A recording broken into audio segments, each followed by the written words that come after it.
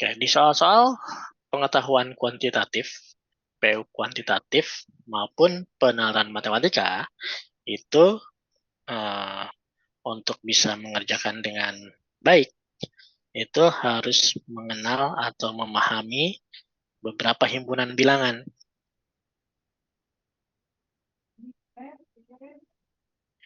Himpunan bilangan yang paling sederhana itu kan ada bilangan asli. Apa itu bilangan asli, Leon? Asli itu bilangan, orangnya sebut bilangan real.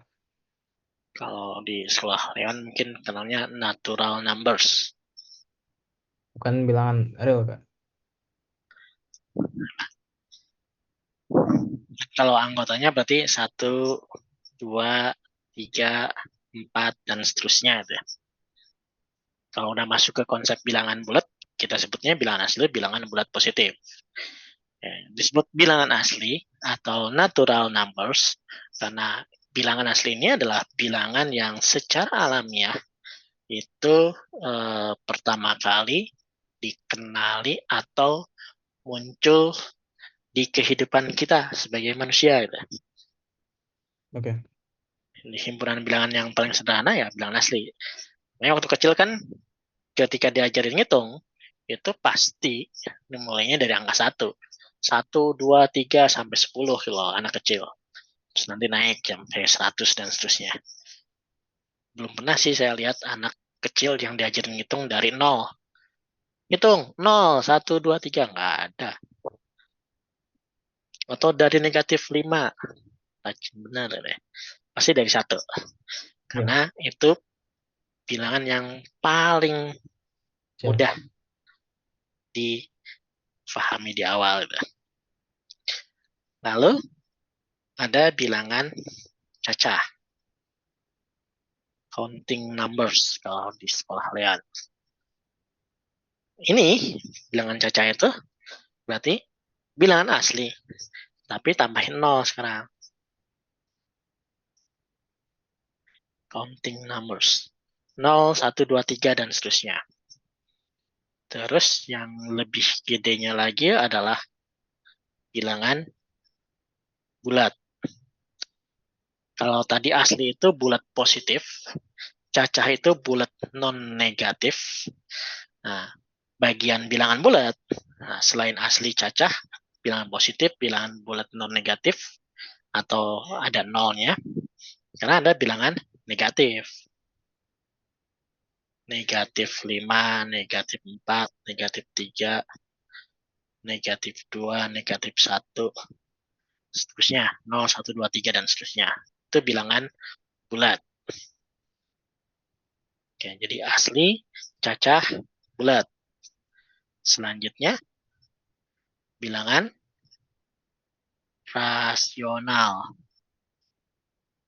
Bilangan rasional adalah bilangan yang bisa kita nyatakan sebagai perbandingan dua buah bilangan bulat sederhana.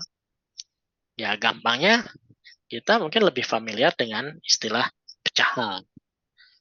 Rasional itu dari kata dasar rasio, bandingan.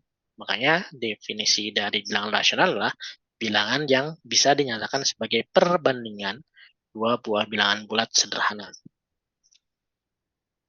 Lawan dari rasional adalah bilangan irasional. Ini irasional. Jadi asli, bulat, cacah itu nggak masuk ke irasional. Tapi bulat, cacah, asli itu masuk ke himpunan bilangan rasional. Kalau rasionalnya bisa dinyatakan sebagai perbandingan dua bilangan bulat, berarti kalau irasional, kita nggak bisa nyatain ini sebagai perbandingan dua buah bilangan bulat. Pada bilangan rasional, ketika kita tulis dalam bentuk desimal, ini desimalnya berulang, beraturan. Tapi pada bilangan irasional, ketika kita maksa bilangannya ke bilangan desimal, ini desimalnya tidak beraturan, infinite. Tak berhingga, tapi nggak beraturan. Contoh bilangan irasional yang paling gampang ya bilangan dalam bentuk akar, bilangan radikal, akar 2 misalnya. Akar 2 tuh berapa sih? Akar 2 ya udah akar 2 aja gitu. Kalau di kalkulator mungkin dihitungnya munculnya segini. 1,414 dan seterusnya. Tapi di sini tidak beraturan. Bandingkan dengan yang bilangan rasional, kayak tadi yang sepertiga. Sepertiga itu bisa kita tulis 0,333. Infinite juga, tapi beraturan. Berulangnya beraturan.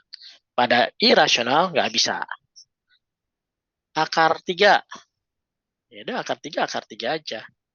Atau kalau mau ke desimal, 1,7 dan seterusnya. Angka belakang itu nggak beraturan. Atau bilangan pi. Tapi kan pi bisa tulis 22/7, Kak. 22/7 itu pendekatan nilai. Gini notasinya. Bukan sama dengan. Nah, ini kayak gini harusnya. Kalau ini kan sama dengan. Tuh. Ini bukan sama dengan. Tapi mendekati bacanya. Aproksimasi aja. Atau 3,14. Ini masuk ke bilangan irasional. Gabungin ini semua, rasional dan irasional, kita sebut sebagai bilangan real. Terus ada bilangan yang tidak real. Ini imajiner. Ini keseluruhan kita sebut sebagai bilangan. Ada penggabungan bilangan imajiner dengan bilangan real. Kita sebut sebagai bilangan kompleks. Ya, tapi kan kandungannya sama, real sama imajiner. Ini konsep bilangan, himpunan bilangan yang harus Leon pahami. Karena nanti di soal-soal PK dan PUK, terutama PU kuantitatif, itu soal biasanya ngasih batasan jenis himpunan yang kita pakai. Paling sering ya bilangan asli atau bilangan cacah. Kalau nggak disebutkan himpunannya, tidak ada pembatasan, berarti bilangan yang kita pakai di perhitungan adalah bilangan real. Kalau tidak ada pembatasan, itu udah pasti masuk kategori bilangannya, himpunan bilangannya, harus kita gunakan bilangan real. Kecuali ada pembatasan. Untuk akar-akar rasional, untuk akar-akar asli, itu otomatis sesuai dengan permintaan soal. Tapi kalau akar-akar suatu persamaan adalah X1 dan X2, nggak disebutin. Real, imajiner, rasional, irasional, nggak disebutin. Berarti kita pakainya itu pasti bilangan real. Oke. Walaupun di persamaan kuadrat bisa muncul akar yang imajiner. Itu di himpunan bilangan. Konsepnya seperti itu. Oke ya. Terus pengembangan selanjutnya dari bilangan adalah beberapa himpunan bilangan khusus. Misalkan bilangan genap. Apa tuh bilangan genap? Bilangan genap itu apa? Leon. Kelipatan 2. Bilangan kelipatan 2. Kelipatan 2 atau habis dibagi 2.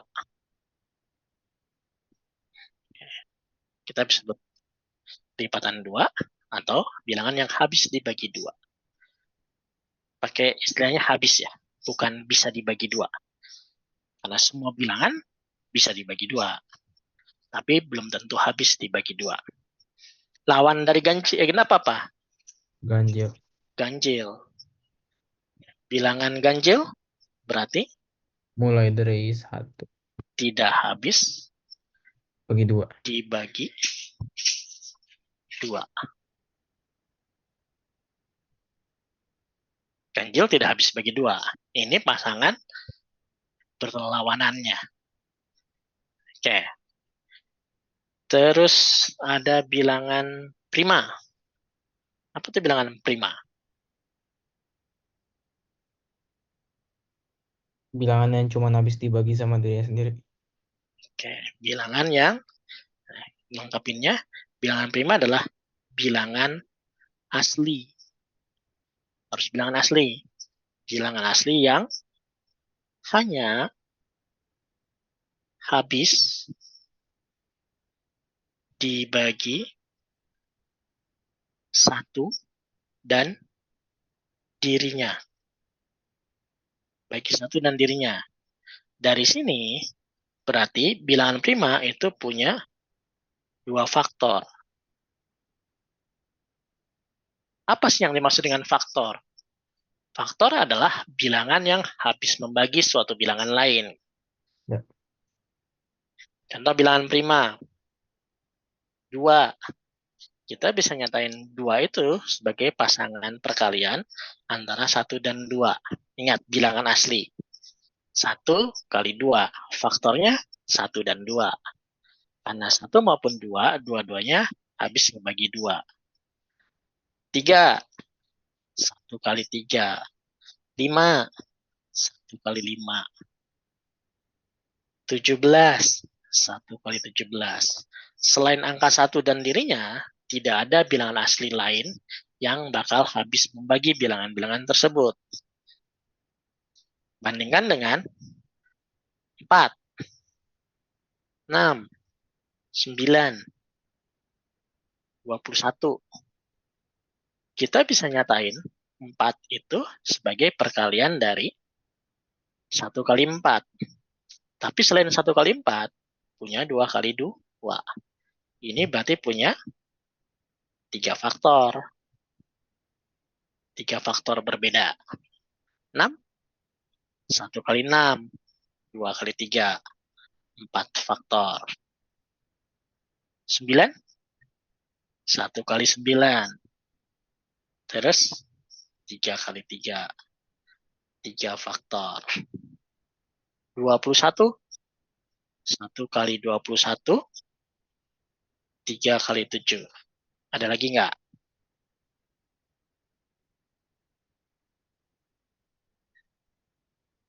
Nah, yang ini disebut sebagai bilangan komposit. Genap, ganjil, prima, komposit. Ini kalau genap, lawannya adalah ganjil. Tapi prima, kita tidak bisa langsung nyebut lawan dari prima adalah komposit. Kenapa? Gara-gara ada angka 1. 1 itu bukan prima, tapi juga bukan komposit.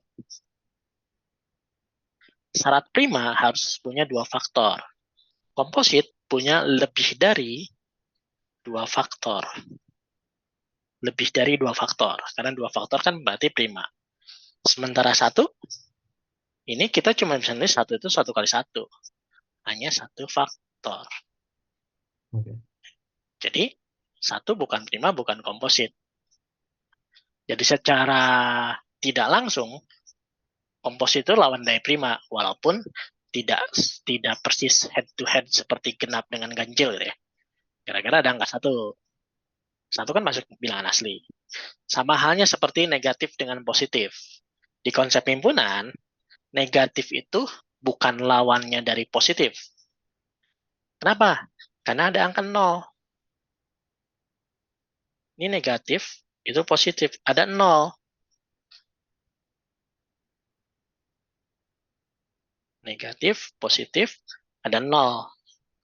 0 itu tidak negatif, tidak positif. Jadi kalau sebutkan bilangan tidak negatif, berarti positif. Salah. Kenapa? 0 juga tidak negatif. Bilangan tidak positif,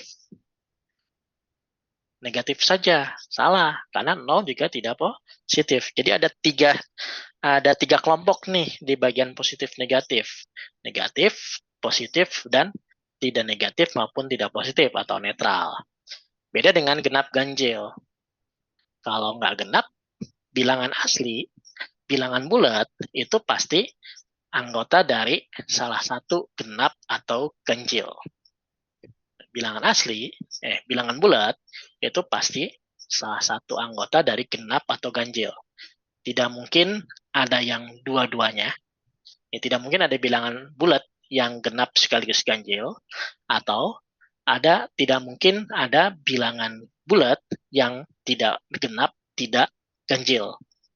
Tapi kalau bilangan asli, itu ada yang tidak prima dan tidak komposit, yaitu 0. Oke, cuma 0 aja. Kenapa? Cuma 0 aja. Kalau di positif negatif 0. Kalau di bilangan prima sama komposit 1. Jadi kalau prima, komposit, tidak prima, tidak komposit berarti 1. Ingat, prima itu kita definisikannya di bilangan asli. 0 berarti nggak masuk kan? Mulainya dari 1, 1, 2, 3, dan seterusnya. Oke? Ya. Nah, itu konsep bilangan yang harus jadi pegangan.